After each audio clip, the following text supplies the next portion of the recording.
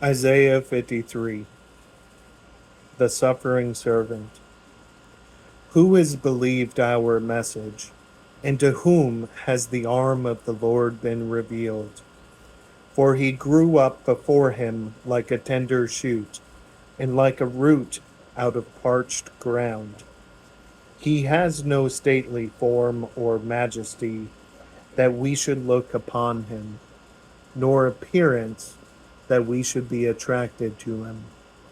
He was despised and forsaken of men, a man of sorrows and acquainted with grief.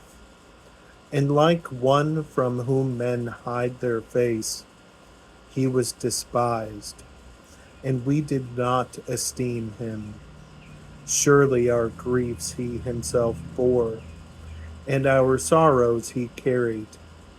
Yet we ourselves esteemed him stricken, smitten of God, and afflicted.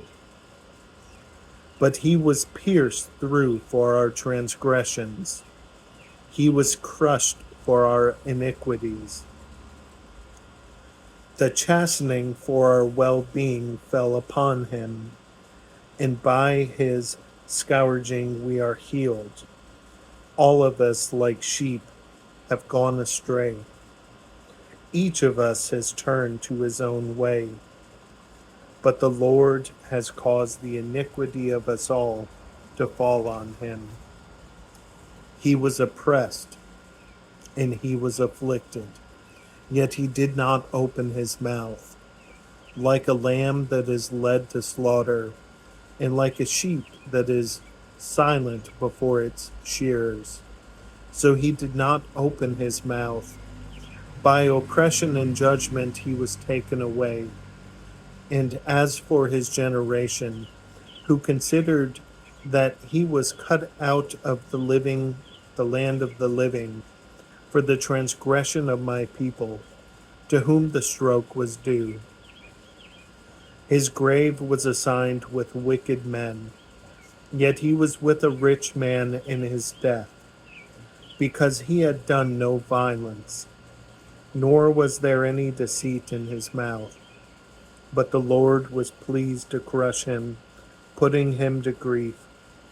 If he would render himself as a guilt offering, he will see his offspring, he will prolong his days, and the good pleasure of the Lord will prosper in his hand. As a result of the anguish of his soul, he will see it and be satisfied. By his knowledge, the righteous one, my servant, will justify the many, as he will bear their iniquities. Therefore I will allot him a portion with the great, and he will divide the booty with the strong, because he poured out himself to death, and was numbered with the transgressors. Yet he himself bore the sin of many, and interceded for the transgressors.